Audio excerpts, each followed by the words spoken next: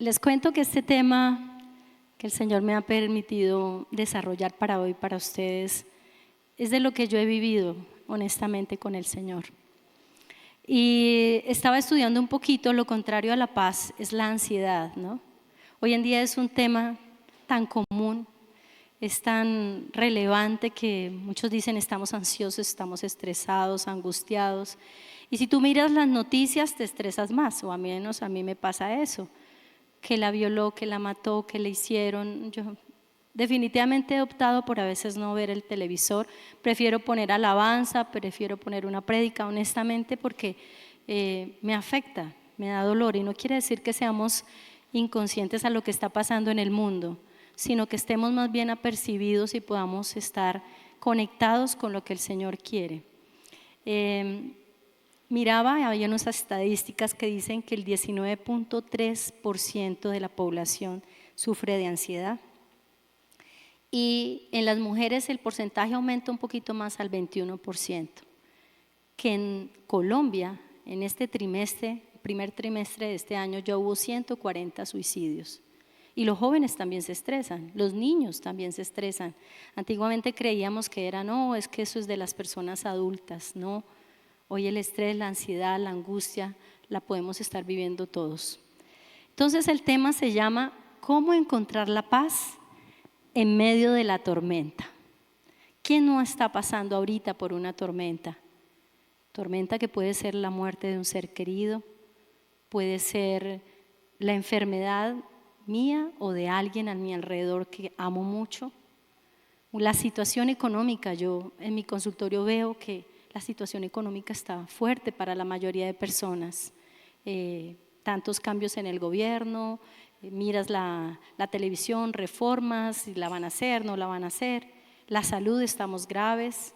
Si antes era difícil, ahora con esta zozobra está más complicado para la gente acceder a un especialista o tener los recursos para una cirugía.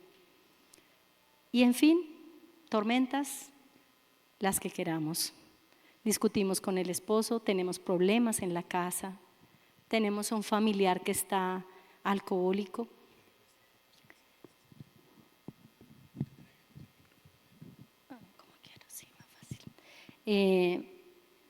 Algún familiar en drogas que no le hemos podido ayudar a salir de ahí.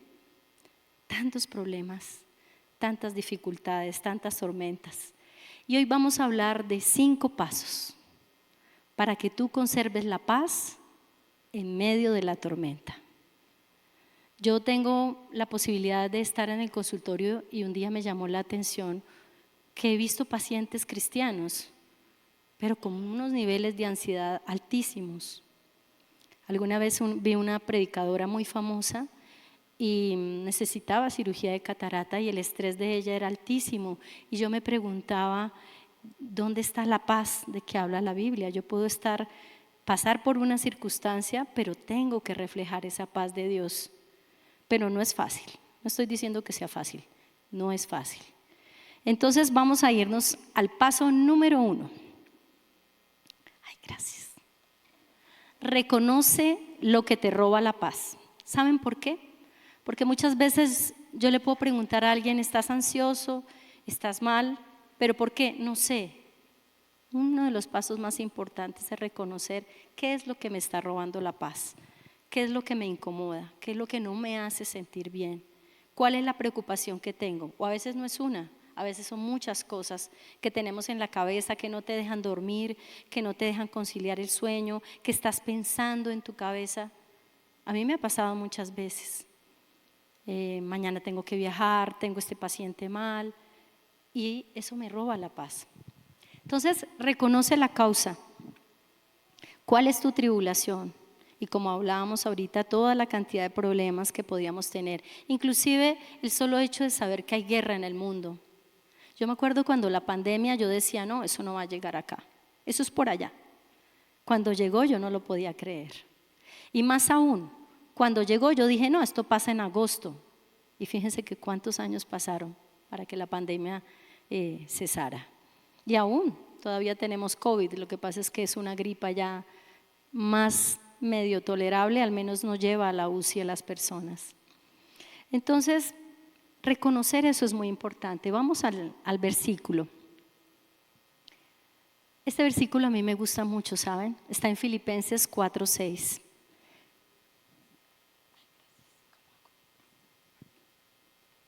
Perdón, esto es logística. Sí, señor.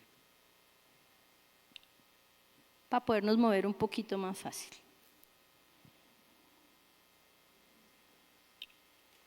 ¿Sí? ¿Sí? Lo dejo acá. ¿Ahí me oyen bien? ¿Sí? Bueno. Entonces dice, por nada estéis afanosos, sino sean conocidas vuestras peticiones delante de Dios en toda oración y ruego con acción de gracias. Entonces, cuando tú estés pasando por una tormenta, una de las cosas más importantes es orar y estar ahí con el Señor. Reconoce qué es lo que te está pasando y suéltaselo al Señor.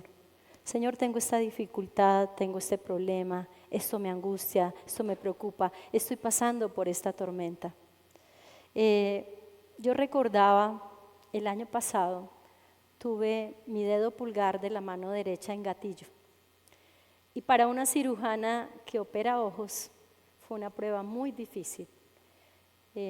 Sufrí mucho porque llegué al punto donde mi dedo pulgar quedó bloqueado. Inicialmente empezó con un dolor, me infiltraron, ya me había pasado en este dedo, y con la infiltración había mejorado. Pero lo más tremendo fue cuando fue el pulgar de la mano derecha. Yo soy diestra. Cuando opero cirugía de catarata necesito las dos manos y los dos pies para actuar, o sea, para mover el equipo. Entonces mi mano derecha es muy importante. El pulgar es el que hace la prensa. De pronto te puede faltar el meñique, aunque todos los dedos son importantes, pero el pulgar no te puede faltar. Yo cojo pinzas, cojo portaagujas. La aguja de oftalmo es una miniatura que tienes que ver con microscopio. Entonces, cuando pasé por esa prueba, llegó un día que tenía que operar. Me habían infiltrado el miércoles, pero yo tenía toda la esperanza que ese viernes mi mano ya iba a funcionar. Tenía 5 pacientes esperándome en cirugía y resulta que esa mañana mi hija me dijo, mami, recuerden que ella está estudiando medicina, ¿no? Mami, ¿vas a operar así?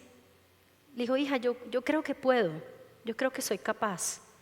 Le dije, mami, sé consciente de que no puedes operar. Miren, eso fue para mí terrible. Yo amo lo que hago. Amo operar.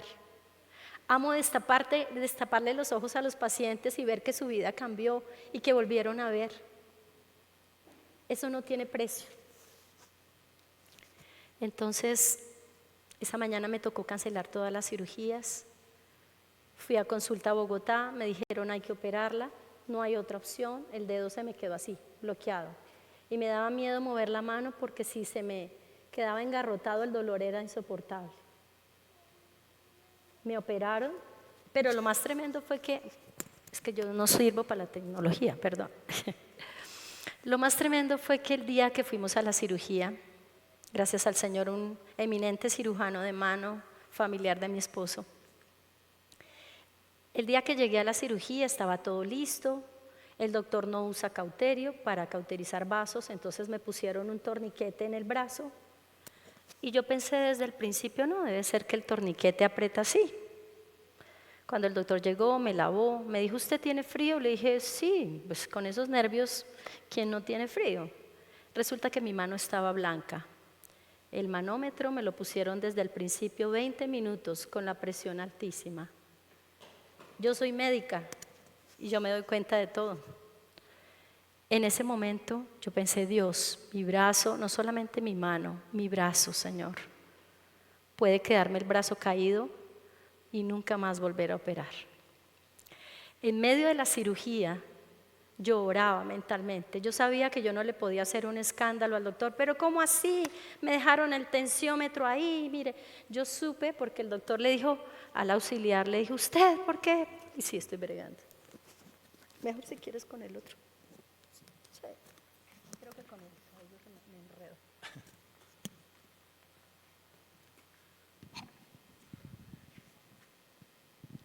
Bueno, entonces él le dijo, ¿cómo así que la aguja está tan alta? ¿Desde cuándo? O sea, como un tensiómetro, ¿sí? Estaba altísima. Baje eso rápido. Y yo dije, Dios, mi brazo, mi mano, Señor, por favor, ten misericordia, porque si me quedo sin brazo no voy a poder volver a operar. Mire, fueron los segundos más angustiantes de mi vida. Cuando él bajó la aguja, yo dije, yo no le puedo decir al doctor y ponerme a reclamar y a molestar porque no me opera, no me había operado todavía. Entonces el doctor me lavó, volvieron a poner el tensiómetro para que no sangrara, me operó rapidísimo, me puso un punto. Y el lío fue cuando yo dije, Dios, ¿me funcionará esta mano? ¿Me funcionará el brazo? Termina la cirugía y el doctor me dice, mueva la mano. Y yo, doctor, ¿puedo mover la mano? Sí, claro, usted ya está operada. Y yo hice así, dije, wow, Señor. Puedo mover mi mano como la movía antes. Mi brazo funcionaba, mi mano funcionaba. Y fue de las recuperaciones más espectaculares que ustedes se puedan imaginar. No me duele, siento mi dedo igual, pude volver a operar sin problema. Pero ¿saben qué? Previo a esa prueba, un día el Señor me dijo, entrégame tu carrera. ¿A ustedes les ha pasado alguna vez? Entrégame el volver a operar. Wow, Señor, lo que amo más, bueno, una de las cosas que más amo. Dije, listo, Señor, que se haga tu buena, tu perfecta y tu agradable voluntad en mi vida. De ahí comprendí que si yo volvía a operar, era por la gracia y la gloria del Señor. Paso número 2. No sé si ahí sigue otro versículo. Es importante que ustedes se fijen que decía acción de gracias, ¿no? Paso número 2. Vea a la fuente de paz, que es Dios mismo. A veces nosotros creemos que la fuente de paz es me voy de vacaciones. O la fuente de paz es me voy a acostar a dormir. La fuente de paz de pronto es imaginarnos estar en la playa con una piña colada. Eso es la fuente de paz. No, nada te da la paz que la sola presencia del Señor no pueda hacer. Absolutamente nada. Y a veces nosotros buscamos, está bien, los amigos, la familia, el papá, el esposo, la esposa, el hermano, pero nada como la paz que da estar de rodillas ante el Señor. Cuando mi papi se enfermó, yo estaba ese día en la iglesia. Salí de la iglesia y había unas 6, 8 llamadas perdidas de mi hermana. Y yo decía, pero si ella sabe que estoy en la iglesia, algo grave pasó. Nos llamaron de Ibagué, mi papi estaba en la unidad de cuidados intensivos, había hecho una obstrucción intestinal, lo habían operado de emergencia, estaba en otra clínica, su riñón fallaba, no orinaba, no le habían podido quitar el tubo, o sea que su pulmón estaba fallando y había salido de cirugía con todo el abdomen abierto. Estaba en un shock séptico. Las piernas me empezaron a temblar de una forma que en la vida me habían temblado. Sentí un frío por todo el cuerpo y dije, Señor. Y el Señor me dijo, sí, tu papi se nos va a ir. O sea, yo sabía. El Señor desde el principio me lo mostró. Para uno de médico hay muchas cosas que son difíciles y una de esas es tener un familiar enfermo. Cuando tú estás en la UCI, tú miras tensión, frecuencia cardíaca, respiración o saturación y haces todo un análisis si la persona está mejor o está peor. Nosotros llegamos a Ibagué con mis 2 hermanas el lunes, mi hermano llegó el miércoles de Ecuador y esas noches fueron terribles para mí. Esas noches las pasé en vela. buscando de la presencia del Señor. Mi cuñado me decía, ¿qué está haciendo usted ahí? Porque yo pasaba toda la noche orando y cantando, no era capaz de conciliar el sueño. Esas noches, porque en el día estábamos en la UCI, estando en la presencia del Señor, el Señor me habló tantas cosas. Me dijo, lo primero es que todos estén juntos. Entonces ocurrió algo muy hermoso. Mi tío tenía un apartamento desocupado. Llegaron todos mis hermanos con sus hijos. El apartamento estaba sin cortinas, sin nada, ¿no? Y a mí me invitó un colega, me dijo, Diana, vente para acá, para mi casa. Yo tenía un conjunto cerrado muy bonito, pero el Señor dijo, no, todos juntos. Yo le dije, mira, perdónanos, pero me voy a quedar acá con mi familia, mi hermana también, no, quedémonos todos en colchonetas, con cobijas, pusimos sábanas, las pusimos en las ventanas para que no nos vieran los vecinos y todos estuvimos ahí. Fue de los momentos más hermosos de mi vida, el estar juntos, sin comodidades, sin nada, pero juntos fue importante. El Señor nos dijo, pídanle perdón a su papá.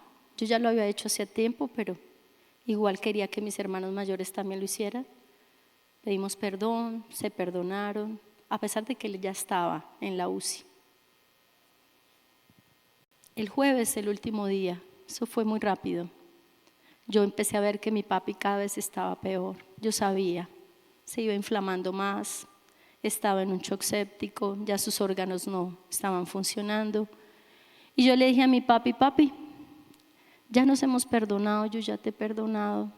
Vamos a cantar para que papito Dios te reciba allá. Él te está esperando. Entramos desde la mayor, éramos 4 hermanos. Mi hermana Kika, mi hermano Skitar, que ya no está, mi hermana Pilar y yo. Yo fui la última en pasar. Y mi hermana me dijo, apúrele porque mi papi ya se está yendo. El Señor aparejó cada cosa y cada circunstancia para poder estar ahí y ayudarlo a partir. Y fue de las cosas más lindas que he vivido en mi vida, porque el Señor me permitió ayudarle a partir a mi papá. Entonces esa fuente, que es Dios mismo, es la que te va a dar la fuerza cuando tú estás pasando una tormenta. Pasa el versículo, porfa. Esta es una bendición que todos la conocemos, está en Números 6, 24 al 26 y dice, Jehová te bendiga y te guarde, Jehová haga resplandecer su rostro sobre ti y tenga de ti misericordia, Jehová alce sobre ti su rostro y ponga en ti paz. Dios pone la paz en ti, nada ni nadie la puede poner como Él, la puede conceder o la puede dar. Pasemos al siguiente. Este versículo también es muy lindo. Antes de esa parte les voy a leer, dice Juan 14, 27. Él calmará tus tormentas porque Él las ha experimentado todas. Él promete, la paz os dejo, mi paz os doy. Yo no os la doy como el mundo la da. No se turbe vuestro corazón ni tenga miedo. Pasemos al siguiente.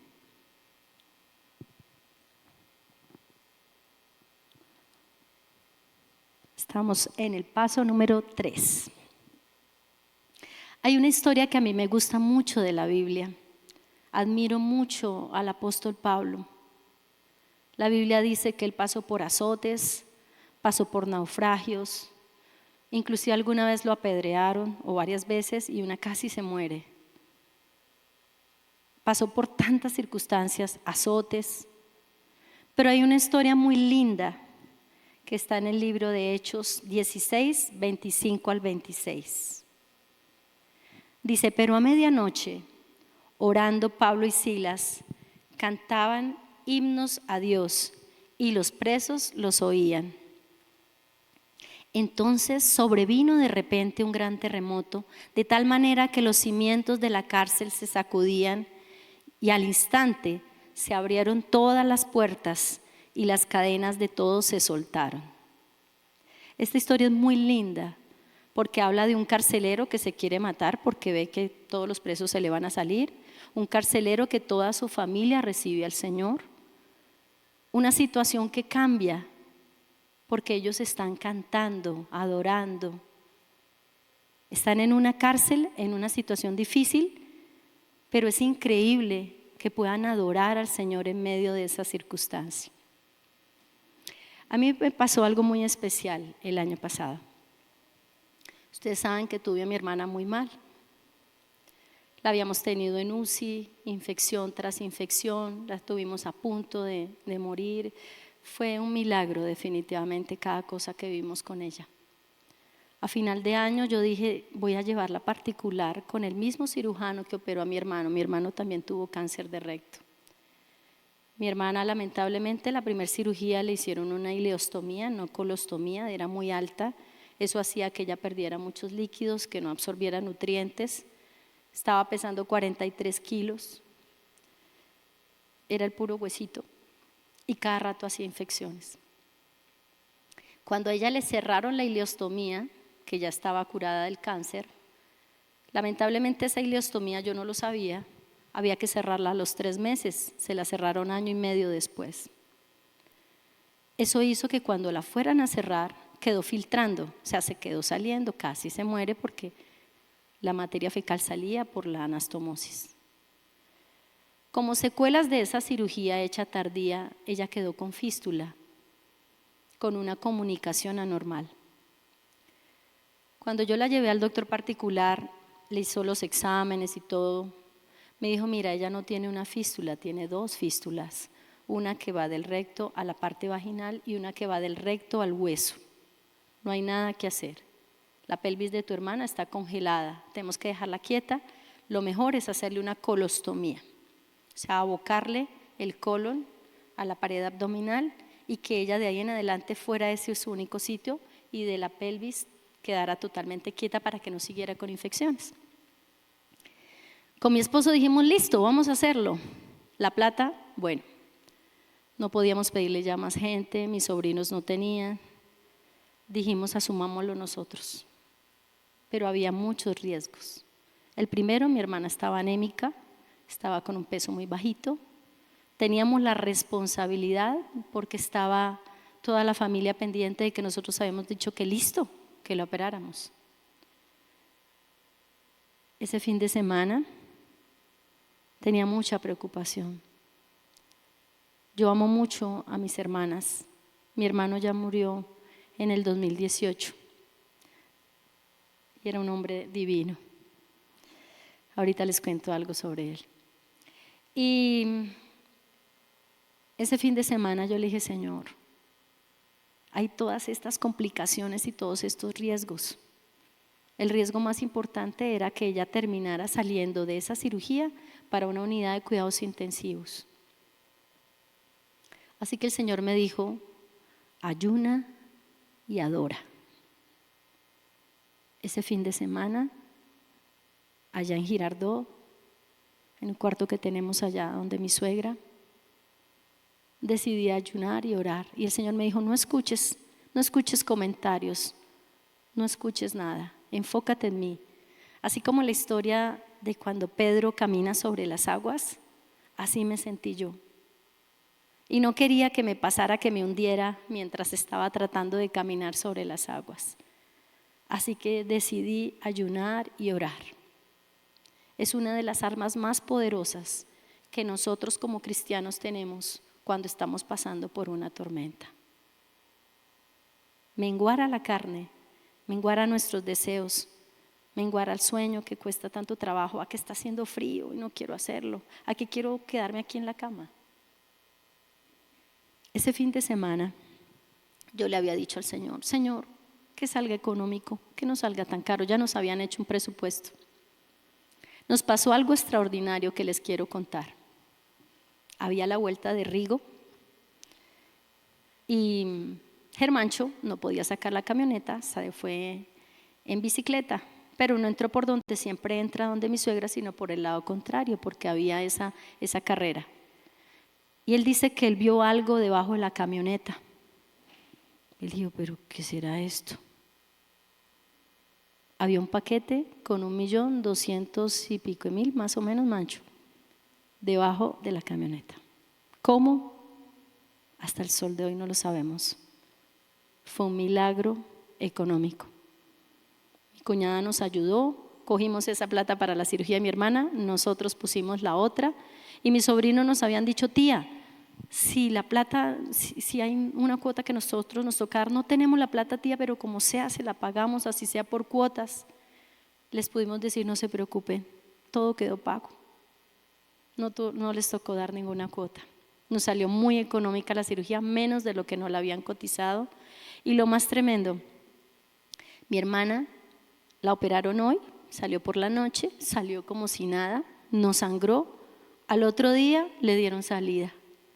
No requirió UCI, nos habían dicho que la UCI diario costaba 6 millones de pesos. Y yo decía, Dios mío, si ella sale para UCI un mes, ¿cómo hacemos? Fue una cosa espectacular. Y de ahí supimos que el Señor tenía el control. Entonces recuerda, adora y ayuna. Pasa el siguiente, porfa. Vamos para el paso número 4. Dice que nuestros pensamientos estén enfocados en Él. Yo no sé si a ustedes les ha pasado, pero a veces nuestros pensamientos, que es donde actúa el enemigo, son pensamientos negativos. Entonces todo es malo. ¿Qué va a ocurrir? ¿Me va a pasar? Eso, ¿qué tal que sé no sé qué? Pero cuando tú coges la palabra y la meditas en tu cabeza y te llega a tu corazón. Alguna vez escuché el término rumiar la palabra. Cuando tú puedes rumiar la palabra y darle vueltas y vueltas y escucharla en tu mente y declararla. Me acordaba estos días de Luzmita, que Luzmita dice que la declara duro. Y yo dije, sí, eso hay que hacerlo. Eso nos ha enseñado Luzma ya en el grupo de Rever. Hay que declarar la palabra para que esos pensamientos sean cambiados por lo que el Señor quiere.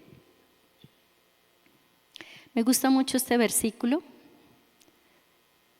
Está en Isaías 26:3 y es el versículo que he estado meditando en este tiempo. Dice, tú guardarás en completa paz a aquel cuyo pensamiento en ti persevera. Fíjate que dice completa, no dice un poquitico de paz, es completa paz. Y persevera, porque muchas veces nuestros pensamientos se van, ¿no? Y empezamos a pensar otras cosas. No, persevera en la palabra. Y finaliza diciendo, porque en ti ha confiado.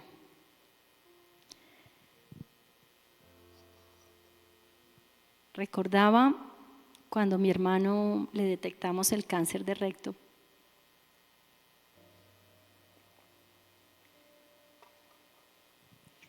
Él no era cristiano todavía. Recuerdo tanto que el día que se lo diagnosticamos era mi cumpleaños. Y tenía una mezcla tan extraña de saber que estaban mis dos hermanos ahí. Mi hermana Kika vive en Girardot, no estaba, pero ellos dos estaban conmigo en mi cumpleaños. Pero había una noticia tan fuerte como era que mi hermano tenía cáncer. Estábamos en la casa ese día y de repente mi hermano dijo, yo quiero recibir a ese Señor que ustedes hablan. Yo quiero recibirlo también. Yo quiero conocerlo. Dígame si para uno de hermano, que su hermano que no conocía de Dios empiece a caminar en los caminos de Él, no tiene precio.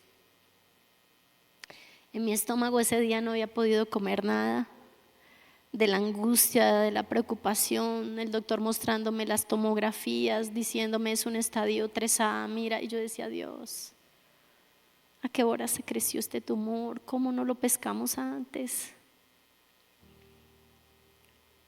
Pero cuando él recibe al Señor y oramos y partimos el ponqué de cumpleaños,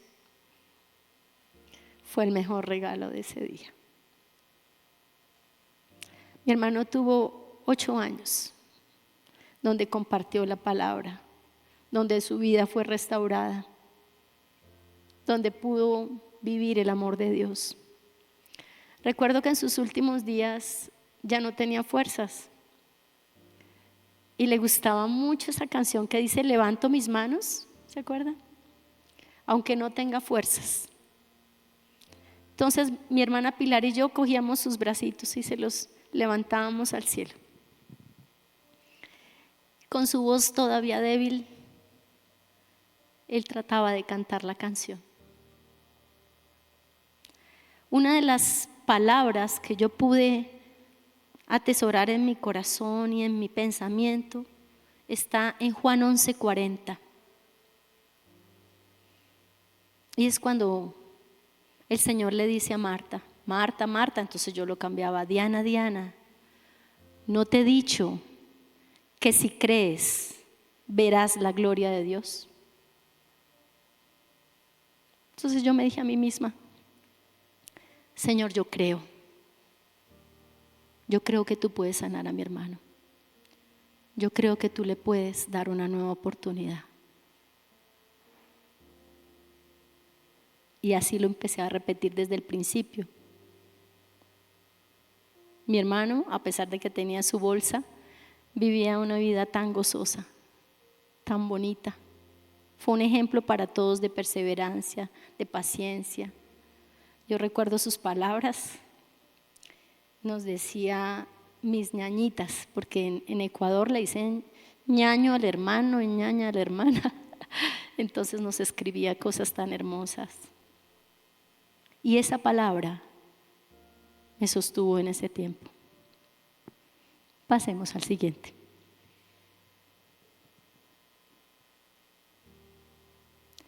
Paso número 5.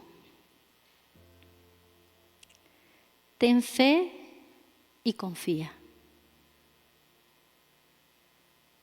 Yo no sé, Dios, qué te ha dicho a ti.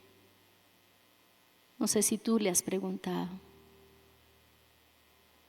No sé si en medio de la situación que estás viviendo escuchaste una palabra de Él. No sé si Él te ha dicho algo. No sé si Él ha tocado tu corazón y en medio de la tormenta ha hablado. ¿Sabes qué? Uno quisiera que el Señor hiciera y la tormenta desapareciera. ¿No les ha pasado? Uno quisiera que el Señor hiciera así, un chasquido de dedos y ¡fu! Cambió en un día soleado, estamos playa, brisa, mar, la tormenta se fue. A veces no. A veces la tormenta dura meses, dura días, inclusive años. Y les voy a dar el último testimonio. Y me perdonan si hablo mucho. Llevo muchos años de cirujana. Una de las complicaciones más graves de cirugía es una infección, de cualquier cirugía. Nunca me había pasado. Preciso, yo había cuadrado todo para con tiempo dejar mis pacientes organizados e irme a mis vacaciones. No podía cancelar el viaje. La paciente se infectó como 12 días después de la cirugía, cuando iba todo muy bien. Nunca supe dónde, cuándo, cómo. El caso es que yo estaba ahí en esas vacaciones porque ya habíamos hecho lo que humanamente se podía hacer. Cirugía para limpiar, antibióticos, medicamentos. Había que esperar la respuesta. Estaba allí sentada en un canal de un país. Es un canal, pasan las barquitas, hay unos puentes. Y yo decía, bueno, en este país nadie me conoce, puedo llorar y pues a nadie le importa. nadie sabe quién soy yo. Y estaba llorando y hablando con el Señor. Le dije, Señor, ¿por qué me permitiste esta prueba? Es de las cosas que yo nunca hubiera querido vivir. ¿A ustedes no les ha pasado? Que hay situaciones que no quisieran vivir. Que hay momentos donde ustedes dicen, pero ¿por qué esto? ¿Por qué no pudo haber sido otra cosa? ¿Por qué mi hijo? ¿Por qué mi mamá? ¿Por qué mi esposo? Estaba ahí llorando y le dije, Señor, háblame. De repente, no sé cómo, en medio de ese canal de agua apareció un patico. Sí, yo digo eso, pero es que así fue. Era un patico que tenía plumas azules, si me acuerdo. Y el Señor me dice, ¿ves ese patico que está ahí? Yo sí. Si yo cuido de él, ¿cuánto más no voy a cuidar de ti que eres mi hija? No te preocupes, yo me encargo. ¿Alguna vez les ha pasado? Que la mamá o el papá dice, no te afanes, hijo, yo te ayudo. Así me sentí. Recordé Mateo 6 del 25 al 34, que todo lo hemos escuchado, pero precisa en ese país hay tantas flores por todas las calles. Y decía en Mateo 6:30, y si la hierba del campo que hoy es y mañana se echa en el horno, Dios la viste así, ¿no hará mucho más a vosotros, hombres de poca fe? Entonces yo me sequé las lágrimas. Dije, Señor, no he visto la respuesta, pero si tú ya lo dijiste, voy a tener fe y a confiar. Fíjense que la última parte del versículo anterior dice en Isaías 26:3, porque en ti ha confiado. Entonces me sequé mis lágrimas, me levanté y dije, Señor, no tengo ni idea cómo lo vas a hacer. Médicamente es imposible. El ojo es un órgano muy pequeño. Para que lleguen los antibióticos allá es muy difícil. Cuando el colega salió de la cirugía me dijo, Diana, todo eso estaba lleno de pus. Yo me acuerdo haber visto como una masa entre rosada y blanco. Terrible. Médicamente era imposible. Todos los casos que conocía habían perdido totalmente el ojo. Llegamos de las vacaciones, llegamos a ver la paciente. Ese día mi colega, el retinólogo, llegaba y la empezó a revisar. Me dijo, ¿tú ya la revisaste? Le dije, no, Andresito, no la he podido revisar. Me dice, Diana, mira el regalo que te ha dado Dios a ti y a la paciente. Cuando yo la vi, tenía una retina como si nunca le hubiera pasado nada. Un milagro tan sobrenatural, tan increíble para mí como médica, como oftalmóloga. Yo decía, Señor, si tú eres capaz de hacer esto, pues, ¿por qué dudo? Cuando miro atrás, yo recordaba siempre una palabra en Santiago que todos hemos escuchado que dice que tened por sumo gozo cuando os halléis por diversas pruebas. Yo he pasado por tantas que llegó un día que le dije, Señor, más pruebas. Hoy en día tengo por sumo gozo haber pasado por tantas pruebas. Y sigo pasando. ¿Saben cuál es la diferencia? Que mi fe ha crecido. Cuando tú pasas por una prueba de estas duras y ves la gloria de Dios manifiesta, tu fe crece. Tiene que crecer. Entonces el paso siguiente es confiar. Yo desde ese día dije, Señor, yo me descanso en ti, voy a dormir tranquila. Tú vas a solucionar esta tormenta, tú vas a solucionar todo, tú tomas el control de cada circunstancia. Pasa a la siguiente, porfi. Esta es la parte final de Filipenses 4, del 6 al 7, y dice, y la paz de Dios, que sobrepasa todo entendimiento, guardará vuestros corazones y vuestros pensamientos en Cristo Jesús. Tú y yo tenemos que ser un manantial de paz en medio de la tormenta, para nuestro esposo o esposa, para nuestros amigos, para nuestros vecinos, para nuestra familia, para la gente del trabajo. Pásame la del pajarito.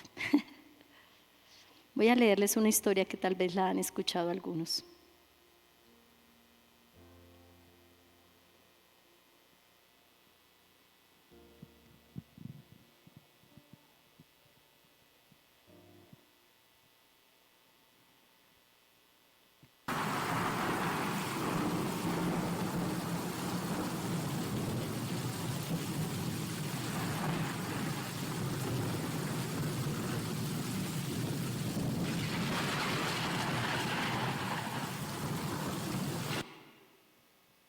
Dice así la historia. Había una vez un rey que ofreció un gran premio a aquel artista que pudiera captar, que me toca mirar y leer, que pudiera captar en una pintura la paz perfecta. Muchos artistas intentaron. El rey observó y admiró todas las pinturas, pero solamente hubo dos que a él realmente le gustaron y tuvo que escoger entre ellas. La primera era un lago muy tranquilo. Este lago era un espejo perfecto donde se reflejaban unas plácidas montañas que lo rodeaban. Sobre estas se encontraba un cielo muy azul, con tenues nubes blancas. Todos los que miraron esta pintura pensaron que ésta reflejaba la paz perfecta. La segunda pintura también tenía montañas, pero estas eran escabrosas y descubiertas. Sobre ellas había un cielo furioso del cual caía un impetuoso aguacero con rayos y truenos. Montaña abajo parecía retumbar un espumoso torrente de agua. Todo esto no reflejaba para nada lo pacífico. Pero cuando el rey observó cuidadosamente, miró tras la cascada un delicado arbusto creciendo en una grieta de la roca. En este estaba sentado plácidamente un pajarito en el medio de su nido. Paz perfecta. El rey escogió la segunda. ¿Sabes por qué? Porque explicaba el rey. Paz no significa estar en un lugar sin ruidos, sin problemas, sin trabajo duro o sin dolor. Paz significa que a pesar de estar en medio de todas estas cosas, permanezcamos calmados dentro de nuestro corazón. Este es el verdadero significado de la paz. Cada uno de nosotros no va a poder cambiar todas las circunstancias que estamos viendo, que los incendios, que los problemas de agua, que si los embalses se están acabando, que si hay guerra en Ucrania o en Israel o en otras partes, o todas las dificultades que vemos en nuestro hogar. Pero sí podemos conservar la paz, aún en medio de la tormenta que estemos viviendo. ¿Podemos bajar las luces, por favor, chicos? Para finalizar, quiero dejarles una canción en una versión muy linda. Cierren sus ojos, escúchenla. Pero les voy a pedir un favor especial. Si alguno está pasando por una tormenta en este momento en su vida, por alguna situación difícil, por favor, ponga su brazo en alto para saber si alguno está en alguna situación complicada, que necesite oración. Gracias. Y yo le voy a pedir al favor a Consu y a Carlitos, a Luzmita, a Nelson. Le voy a pedir el favor a don Juan y a doña Brisa, a Malú y a Víctor, que me hagan el favor de orar por las personas que tienen su brazo levantado mientras escuchamos la canción. ¿Les parece? Levántenlo bien para que ellos puedan saber quiénes son. 3, 4. Y me faltaba Memo y Marlene.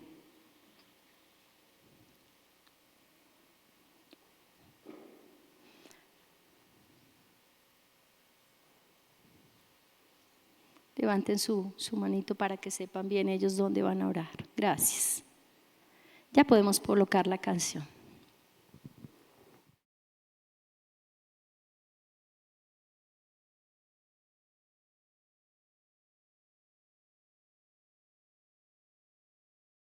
Con una oración, pidiéndole por favor que nos demos un abracito, sobre todo a todos los que estábamos orando. Los abrazos son tan reconfortantes. Los abrazos nos ayudan a tener fuerza, y más cuando son entre hermanos. Pongámonos de pie para finalizar. Papito, yo te doy gracias, Señor, porque tú eres el único que nos puede sacar en medio de las tormentas, Señor, y nos das paz sin importar las circunstancias, Señor. Cuando las reconocemos, cuando vamos a la fuente de paz que eres tú mismo, cuando oramos, adoramos, ayunamos, cuando nuestra mente se conecta con tu palabra y cuando decidimos tener fe y confiar, Señor, podemos obrar en nuestras vidas esa paz que dice tu palabra, que sobrepasa todo entendimiento, que guarda nuestros pensamientos y nuestros corazones en Cristo Jesús. Bendigo mi iglesia, Señor, cada uno de mis hermanos, Señor. Danos la fuerza, el gozo, la paz para afrontar las circunstancias, para comprender que las épocas de prueba y de tormenta también son una bendición para nuestra vida. Y te damos gracias, Señor, porque tu palabra dice que demos gracias, Señor. Te damos gracias aún por la prueba, aún por la tormenta, Señor, porque muchas cosas buenas se desprenderán de ella. Y como dice tu palabra, para los que te amamos, todas las cosas nos ayudan para bien. Te damos gracias, Padre, y te bendecimos en el nombre precioso del Señor Jesucristo. Y nos quedamos con la unción poderosísima de tu Santo Espíritu. Amén.